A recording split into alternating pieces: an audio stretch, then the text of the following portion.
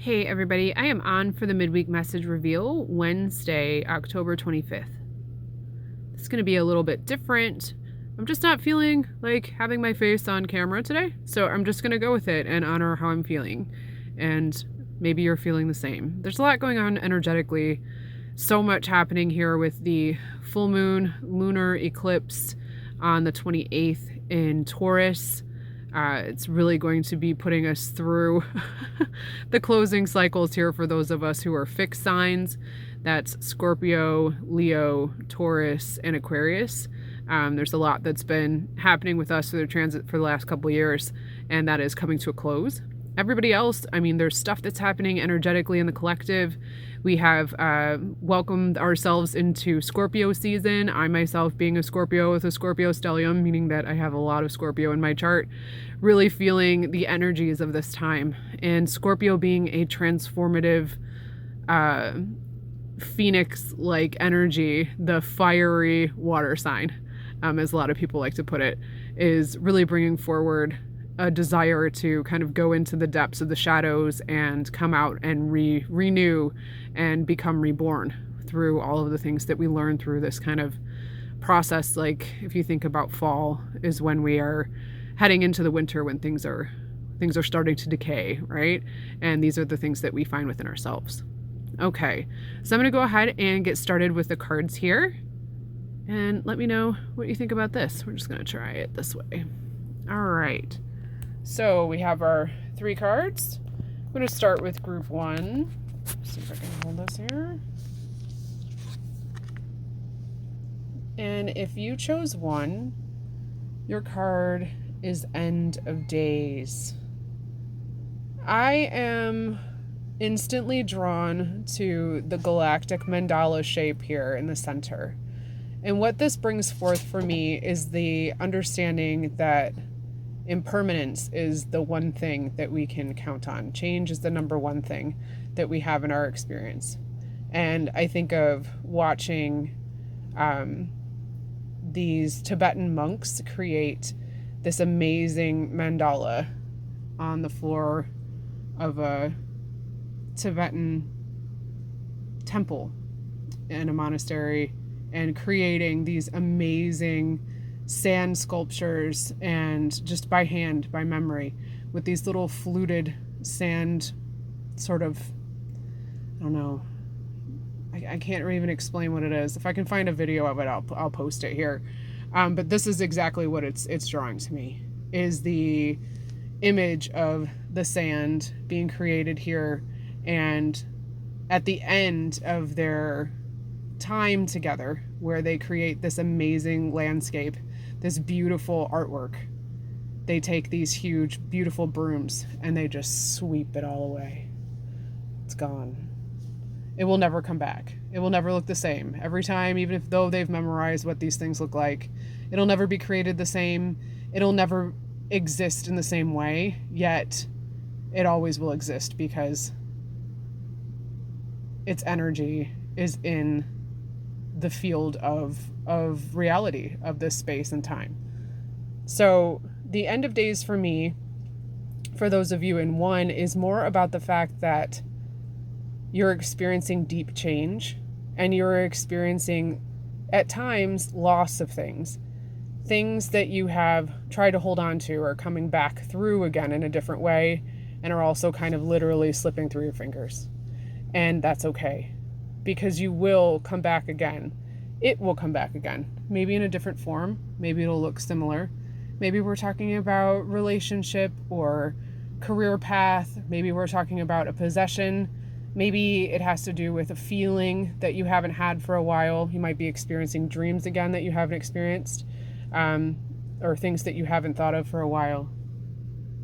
But within the cosmos of it all, change is the only thing that we can hold on to, the only thing that we know for sure will occur.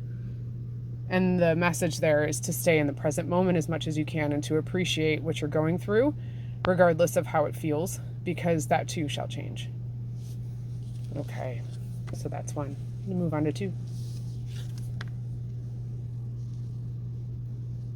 If you chose 2, your card is Muse.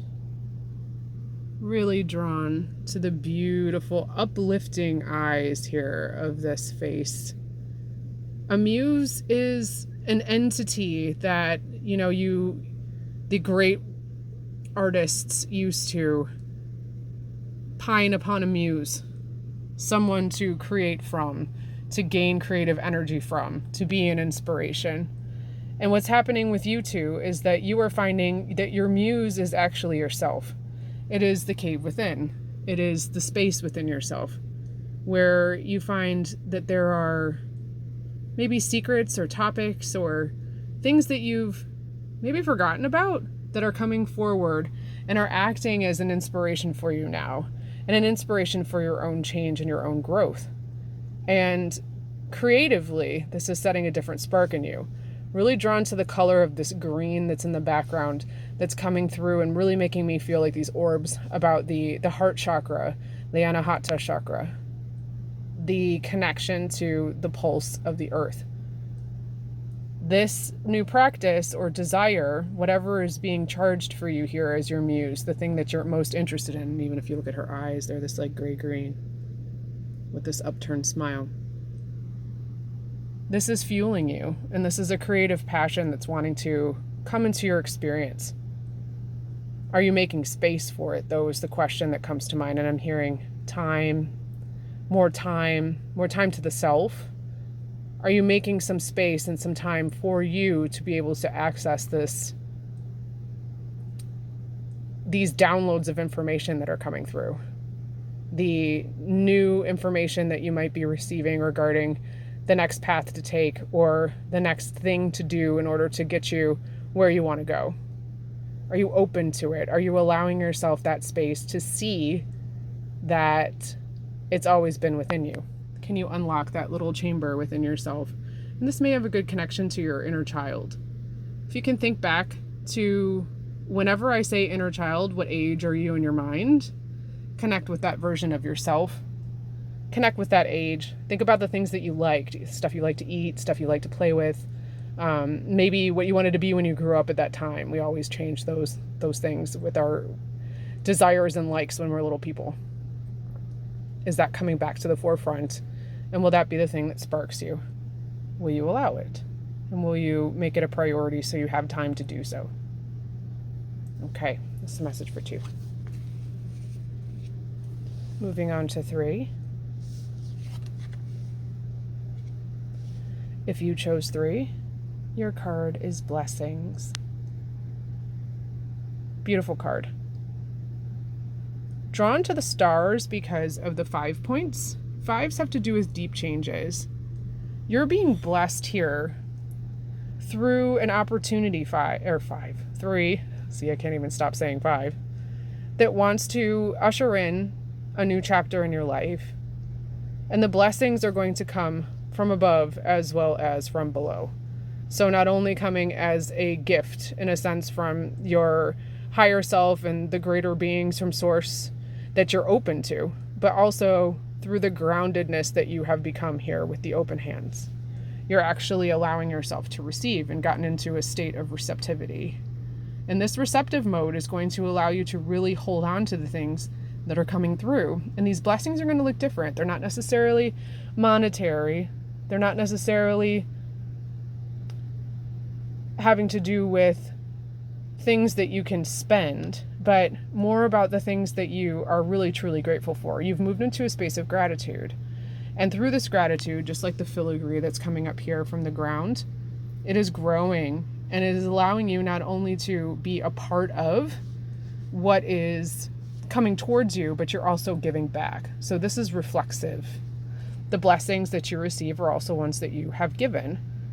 And maybe you're in a time of need, or you have been there for someone else who is, and you have given. And in that you are being rewarded. Also know too, that if you're still waiting for blessings to arrive, that maybe you just need to get into more of a state of receptivity where you are allowing yourself to receive it. You are letting yourself get from the universe what you give, and you are worthy of that and letting yourself be worthy of that. The beautiful blue in the background connecting to the throat chakra really makes me think of the desire to speak about these blessings So daily affirmations, speaking that into existence, speaking those affirmations out into the world, saying, I am so grateful for waking up today. I am so grateful for my friends in my life. I'm so grateful for everyone who loves me and everyone who thinks of me. I'm so grateful for safe travels, and I'm so grateful for clean water, clean air, so on and so forth. Speak those things out and watch and see as it comes more into fruition for you. Okay? All right. Well, those are the messages this week. Thank you for allowing me to kind of stay behind the scenes this one. Would love to hear how this lands for you, so please drop that below. If you'd like to work with me, I would love to work with you, so please reach out and check my link. And I hope you have a wonderful week.